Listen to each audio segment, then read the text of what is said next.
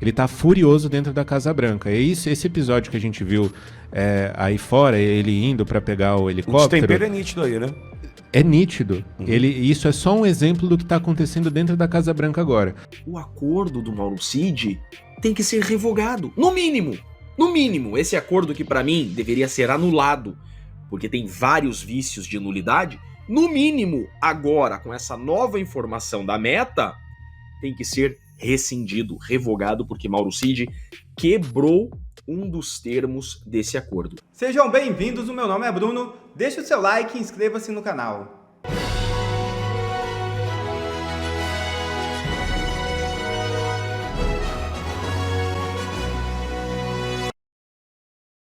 Após contatar Netanyahu, Trump diz que cessar-fogo está em vigor.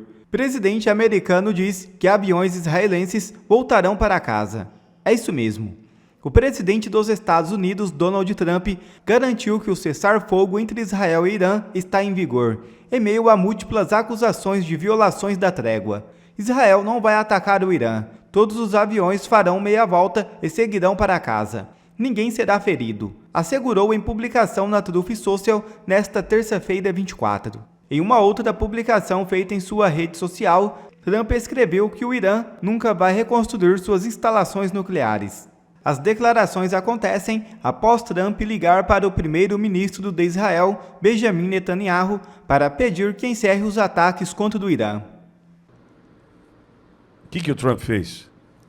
Tá com áudio, vamos ver. Respondeu a Janja? Mais ou menos. É mesmo, é? Cadê? Vazou, o microfone estava aberto. Não, foi proposital. Olha lá.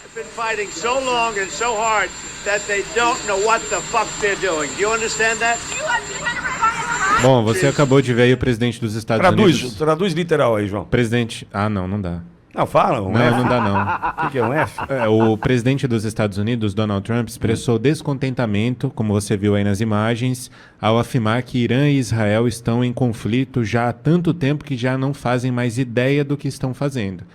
Ele coloca um palavrão ali. O republicano afirmou que tanto o Irã quanto Israel violaram o cessar-fogo. Eu gostei do palavrão. Que contexto dá tal para palavrão? Colocar assim... Eles não sabem a merda que eles estão fazendo. Ah, entendi. O republicano afirmou que tanto o Irã quanto Israel violaram o cessar-fogo antes de embarcar no helicóptero ao caminho do aeroporto para a cúpula da OTAN em Haia, na Holanda. Trump declarou que não está feliz com nenhum dos países. Trump dirigiu suas críticas especialmente contra Israel, com o qual ele disse estar muito insatisfeito. Abre aspas. Israel, assim que fizemos o acordo, eles saíram e jogaram um monte de bombas como eu nunca vi antes, o máximo que já vimos. Não estou feliz com Israel. Basicamente, o que temos são dois países que estão lutando há tanto tempo e com tanta força que nem entendem que merda estão fazendo. Fecha aspas. Que estão fazendo. Bom, autoridades iranianas confirmaram na terça-feira que concordaram com um acordo de cessar-fogo com Israel em meio às tensões entre os dois países que pioraram depois que Tel Aviv lançou um ataque não provocado às instalações nucleares e militares iranianas em 13 de junho. O secretariado do Conselho Supremo de Segurança Nacional do Irã anunciou em uma declaração a imposição de um cessar-fogo ao inimigo sionista, declarando e acrescentando que as Forças Armadas do país persa responderam com bravura exemplar, esmagando todos os atos malignos do inimigo. As autoridades iranianas também descreveram os resultados de sua operação contra Israel como uma vitória que forçou o rival a lamentar e aceitar a derrota e interromper unilateralmente sua ofensiva.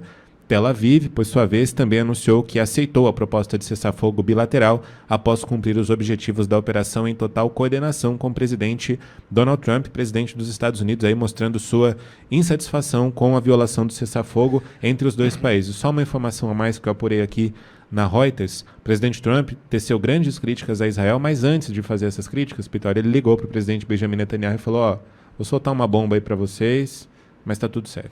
Ô, João, vamos lá, eu vou fazer uma leitura aqui de quem está acompanhando isso já há algum tempo, você muito mais do que eu, mas eu preciso fazer uma leitura política disso.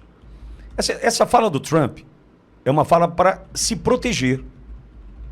Não é só para o cessar-fogo entre Israel e Irã, é uma fala para se proteger.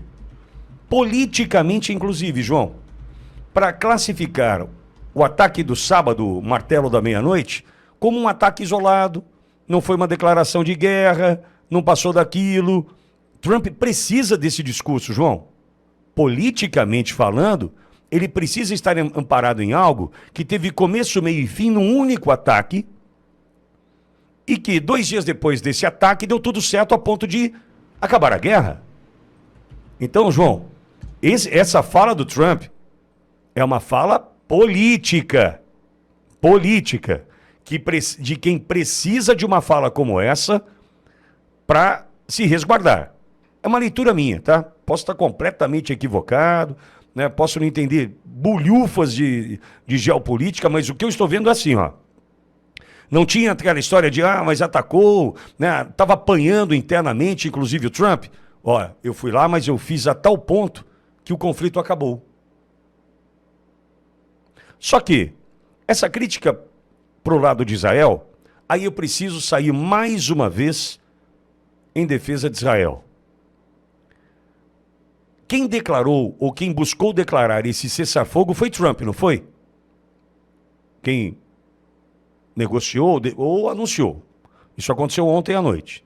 Certo? Certo. Mas espera um pouquinho. Foi acordado entre os países o quê? Não, cessar-fogo. Mas Israel cumpriu com a missão? Terminou a missão de Israel? Porque não adianta o Trump dizer para mim, olha, cessar-fogo Irã e Israel. Mas Israel ainda precisa cumprir com alguns objetivos militares. Provavelmente por isso uma chuva de mísseis depois do anúncio do cessar-fogo. Por quê? Israel tem nítidos, claros os objetivos, a gente já sabe quais são. Por exemplo, Israel conseguiu cumprir com todos os seus objetivos em Gaza? Não. Era exterminar o Hamas, certo? Certo. Mas tinha um primeiro ponto que ainda não foi concluída a missão. Qual? O resgate de todos os reféns. Se há um anúncio que ainda existem 58 reféns sob a guarda do Hamas, então Israel não concluiu a missão. Então não dá para dizer que vai acabar o conflito em Gaza. Não vai. Não vai. Por quê? É compromisso de Netanyahu colocar os 58 reféns de volta em solo israelense. Agora, e com relação ao que está acontecendo agora no Irã?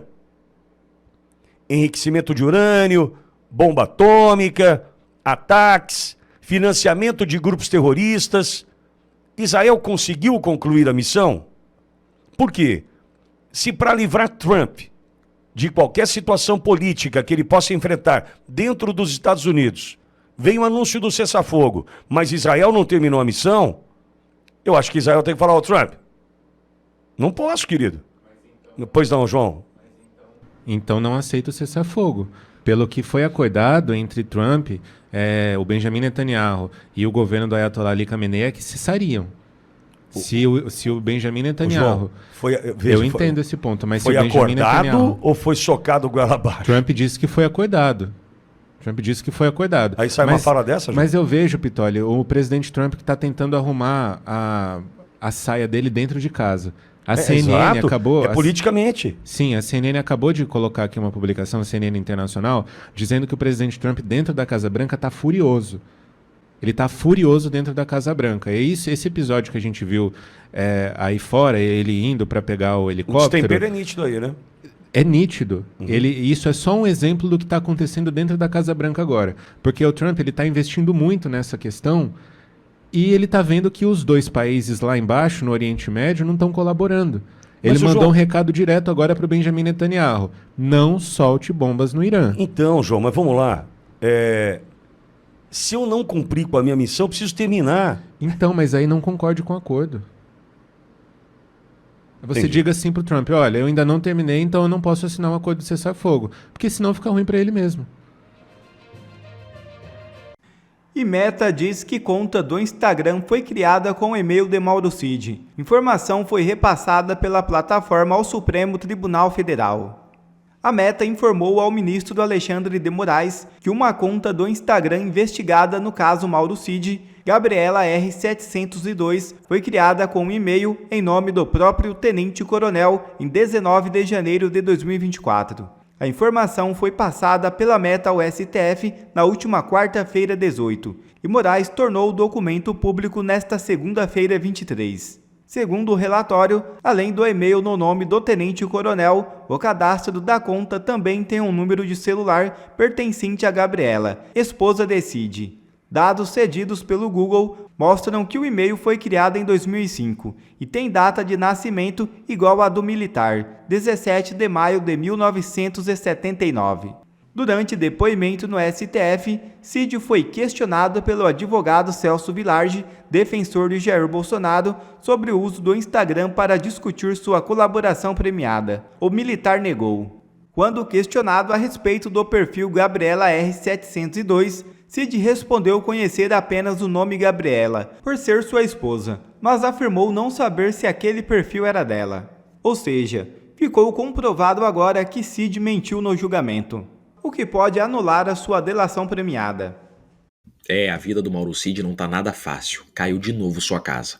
Meta diz que conta do Instagram foi criada com e-mail de Mauro Cid. Informação foi repassada pela plataforma ao STF. A Meta informou o ministro Alexandre de Moraes do Supremo Tribunal Federal que uma conta do Instagram investigada no caso Mauro Cid, Gabriela R702, foi criada com e-mail em nome do próprio tenente-coronel em 19 de janeiro de 2024. Esse é o ponto principal. Qual que é o ponto nevrálgico aqui? Gente, essa conta foi criada pelo Mauro Cid dia 19 de janeiro de 2024. A questão é, sua delação premiada foi homologada em setembro de 2023. Ou seja, Mauro Cid quebrou os termos do acordo firmado com a PGR e homologado pelo STF. Um dos termos do acordo era não acessar rede social. E ele, então, criou um Instagram por seu próprio e-mail. Isso é quebra do acordo. E o acordo de colaboração premiada é um negócio jurídico. Sendo um negócio jurídico, ele pode ser revogado, ele pode ser rescindido se quebrados seus termos. É isso que diz o Código Civil. Sim, aplica-se aqui o Código Civil por analogia, porque o acordo de colaboração premiada é um negócio jurídico. Diz o artigo 472 do Código Civil. O distrato, que é uma revogação de contrato, faz-se pela mesma forma exigida para o contrato. Ou seja, o acordo do Mauro Cid tem que ser revogado. No mínimo, esse acordo que para mim deveria ser anulado, porque tem vários vícios de nulidade, no mínimo, agora, com essa nova informação da Meta, tem que ser rescindido, revogado, porque Mauro Cid quebrou um dos termos desse acordo. Isso é motivo para perder os benefícios do acordo. A vida do Mauro Cid não está nada fácil. Eu pedi para que você voltasse à programação, porque a gente tem, primeiro, as informações que chegam com relação a Mauro Cid. Vi teu vídeo ontem e até veicularia o teu vídeo, caso você não pudesse entrar conosco, né, para falar sobre a tal da perseguição de Alexandre de Moraes, dizendo que Bolsonaro destruiu a sua vida. Eu fiz uma fala inicial aqui, logo na abertura do programa, Chiquini, tentando dizer o seguinte: as decisões foram tomadas pelo ministro Alexandre de Moraes. Condenar uma mulher que sujou uma estátua de batom há 14 anos não foi tomada a decisão pelo presidente Bolsonaro.